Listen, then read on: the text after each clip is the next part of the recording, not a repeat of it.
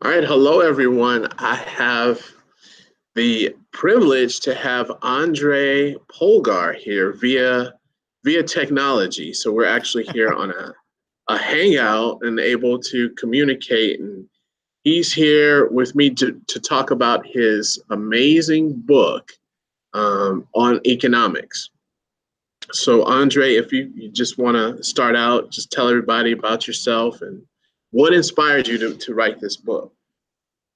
First of all, thanks a lot for having me on. Maybe some of you know me from my YouTube channel, which is called 1 Minute Economics, where I kind of specialize in making complicated stuff easy to understand. So essentially, I kind of made a brand around the channel by putting forth these balanced economic views backed by research, but presented in a way that's also entertaining. So that kind of caught on. My work is being used by universities more and more. It also sometimes gets featured on mainstream platforms like your MSN and a bunch of Seeking Alpha, just finance sector publications as well. And strangely enough, it works. And I've gotten to be known by many as the economist dude on YouTube, pretty much. And with it does come a certain degree of responsibility. And that's kind of what led me to our discussion today, to being all over YouTube, collaborating with people, being on podcasts as well, to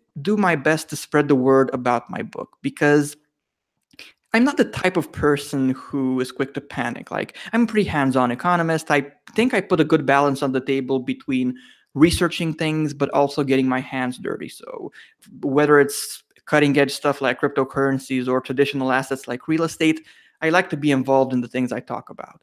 So therefore, since I do have quite a bit of hands-on experience, I'm not the type of person who's easily spooked by your average, market correction or whatever. So I do have to say that while I'm not the type of person who is all doomy and gloomy and whatnot, I am concerned. And I didn't really want to have this lingering sense of guilt that I have these concerns, but just because it doesn't feel comfortable, I keep them to myself.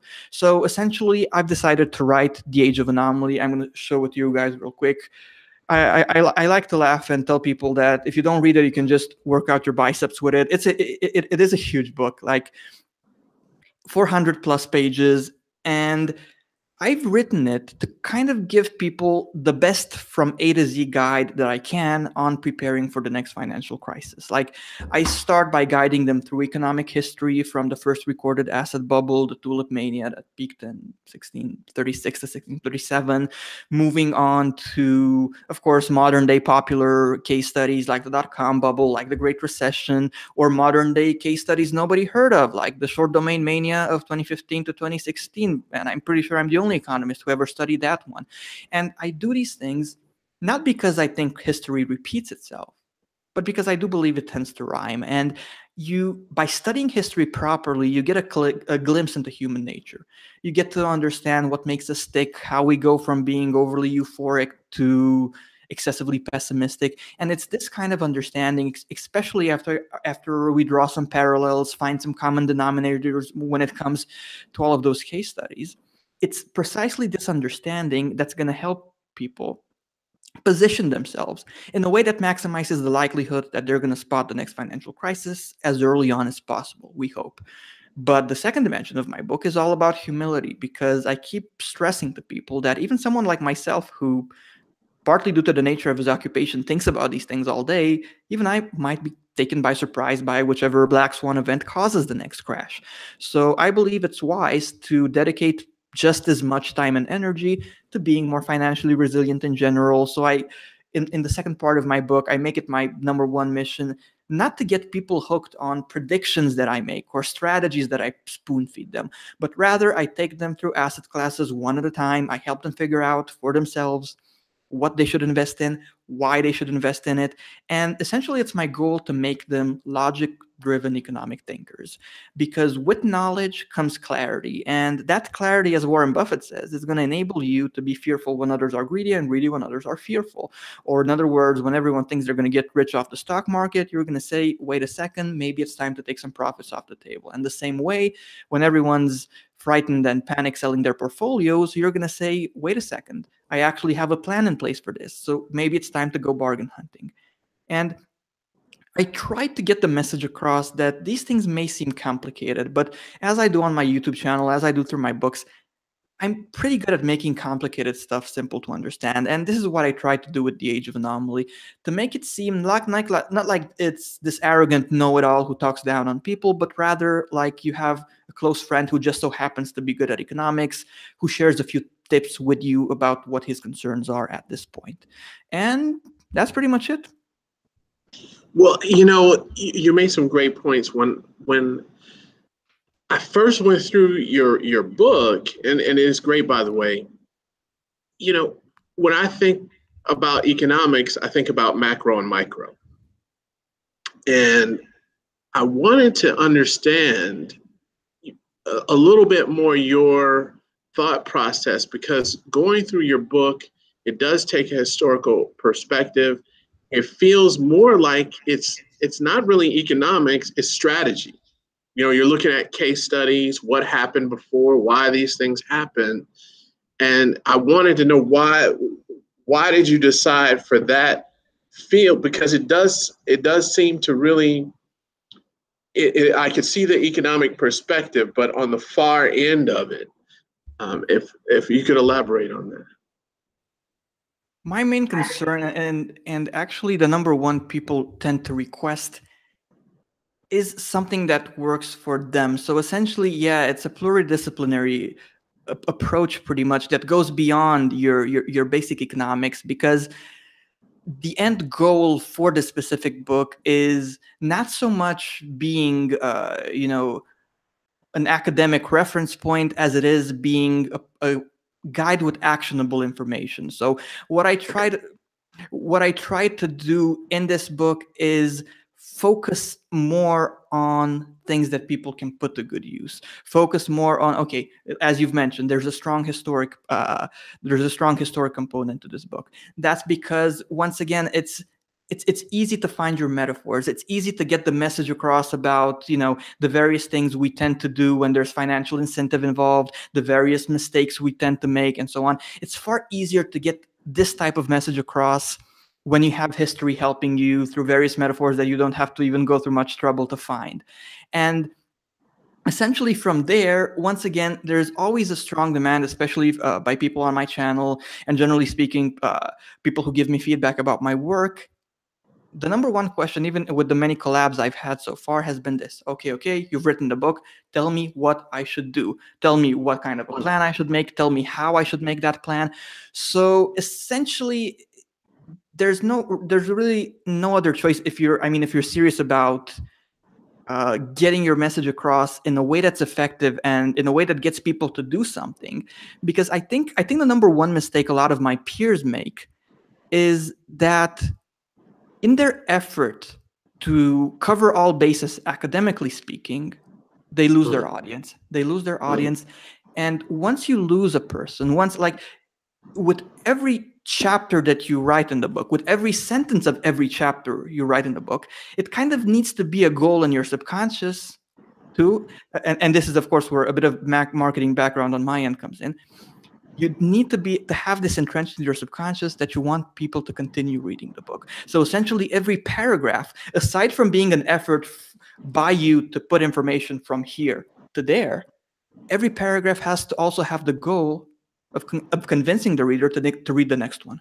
And essentially, that's why, to the best of my ability, I did my best to keep things practical. And of course, my kind of the weird trajectory I had in life, because aside from being an economist, I'm also an entrepreneur. I've owned like 3 hosting businesses, development businesses, domain escrow services, digital asset brokerage services. So I've been all over the place. And this weird combination of skills does make it possible for me to give actionable tips. But as you've mentioned, of course,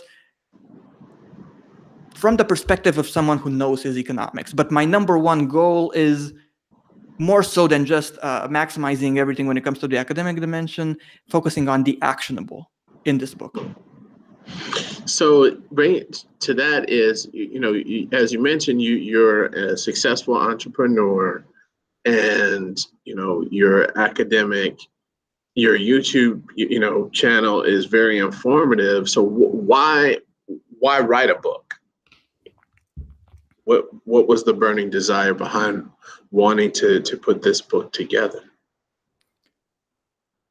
I think that my videos and the book complement each other nicely because the thing is, it's always when you have this much at your disposal, when you have like this platform of being able to express your thoughts in 400 pages rather than being limited by time, because you know how it's like on YouTube. You need to pay attention, of course, to the marketing dimension, to the attention span of the average viewer that's getting shorter and shorter. So there's an entire algorithm there. Whereas in my book, I do have a good platform for providing comprehensive advice in a from A to Z way. This is what I love about the idea of writing a book, that I basically have this freedom to say, okay, this is how I think we should start. In our case, we're going to start with economic history. Okay, what are we going to do next? Next, we're going to draw conclusions and interpret them. What are we going to do next? We're going to put forth a set of principles based on those conclusions and based on those case studies. What are we going to do next? And before you know it, something clicks in the mind of the person who's reading the book, and it kind of turns into this whole that's basically really good at providing people with the proper framework they need to make their own decisions. Because of course it would be great if I would be very happy if everyone who watches my channel and basically researches this topic reads a dozen books. But I know, based on what I've studied about my audience, based on what I've studied about the behavior of my audience, there's a very high likelihood that this is going to be the only book they're going to ever read about preparing for a financial crisis. So it's on me essentially to make it work properly. And this is, I believe, the beauty of writing a book. You get to kind of have complete freedom to organize things in a thorough manner. Whereas on YouTube, of course, you're limited by your channel's brand. In my case, 1 Minute Economics. You're limited by that. You're limited by market-related concerns like what the market wants. And of course, even when you do try to be a thought leader and focus on giving people the information you think they should know rather than what they want to hear, there are still constraints. And in the written form, when you're writing a book, many of these constraints disappear. So I do believe that, especially for someone who has kind of my MO on YouTube when it comes to the economics dimension of my career, this combination between writing books and teaching people economics on YouTube, I don't necessarily see them as competing. I more so consider them pretty complementary, actually. Mm-hmm. Very good. So I've got this question. How long did it take you to write the book? It would have been good to ask me how many neurons you think you've burned. Yeah, I don't want to think about it, because in this book, it's backed by research that I did even many years ago. And when I think about how much time went into that research, and I always like to give people this metaphor, like what you're seeing, this frame right now, it doesn't do it justice to think how many books would fit in this frame that I've read so that I can write this book, and so that I can put it at your disposal. So you know how it is. This is the type of effort that nobody really thinks about. When you read a book, you just read the book. You just see the message. Maybe you like it, maybe you don't. You don't necessarily think about the work that went into it. But essentially, I don't want to think about how many years of research in one way or another then coagulated into my decision to write this book, also given the current context that I'm concerned with.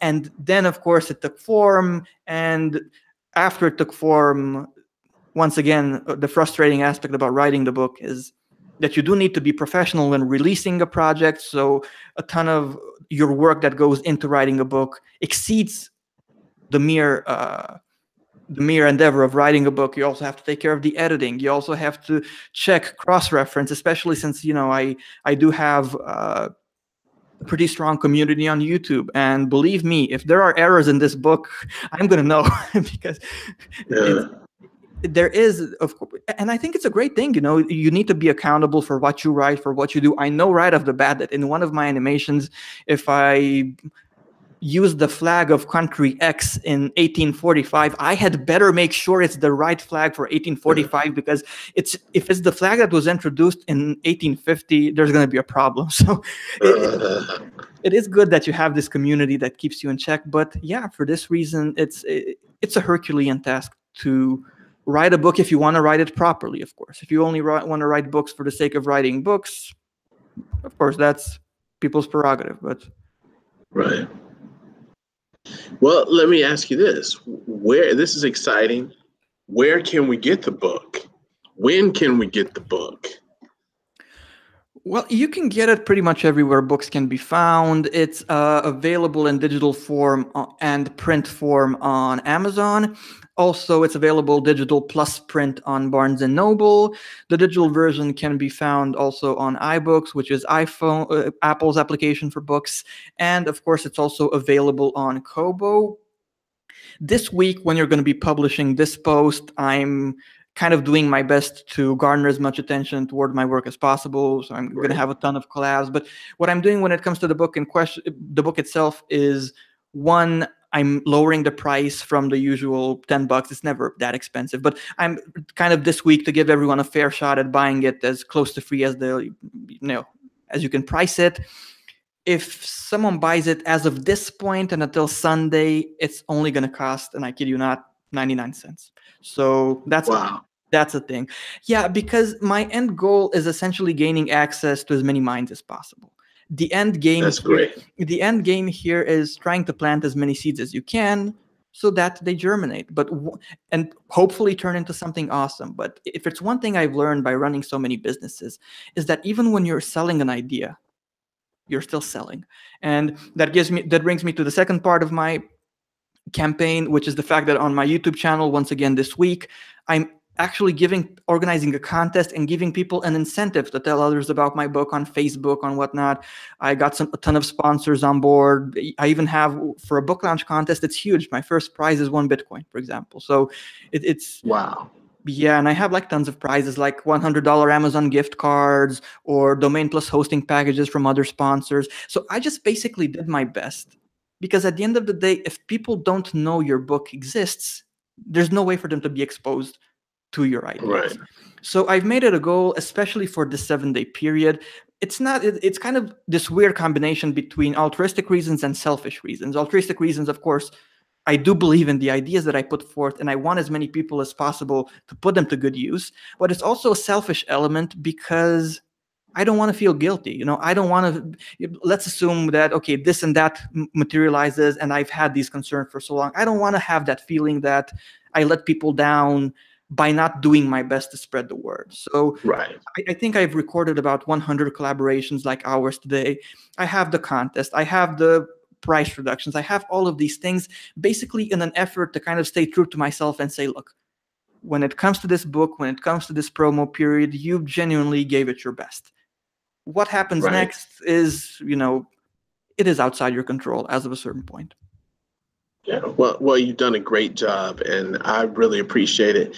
This is important because economics, it is a social science, and it's tied closely to business. And the topics that you address, it's critical really to know where you're coming from, right?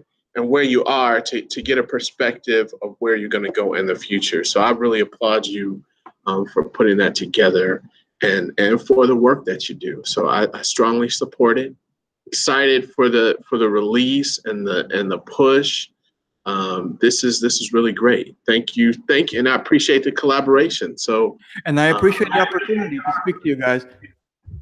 Yes, thank you so much. Make sure to get the book. Get the book. And you said it's easily accessible on Amazon. Is that really the main? Yeah, you can head over to Amazon.com or Barnes & Noble. If you simply search for Age of Anomaly, you're going to easily find the book. Or you can head over to the domain of the book, which is ageofanomaly.com, and you can find the links to all the places where it can be bought. So if you found it interesting, if you think it warrants your attention, it's very easy to find it. Awesome. Thank you so much. Excited for it. Wish you the best. Thanks a ton for having me on, and have a great day. Right, you too.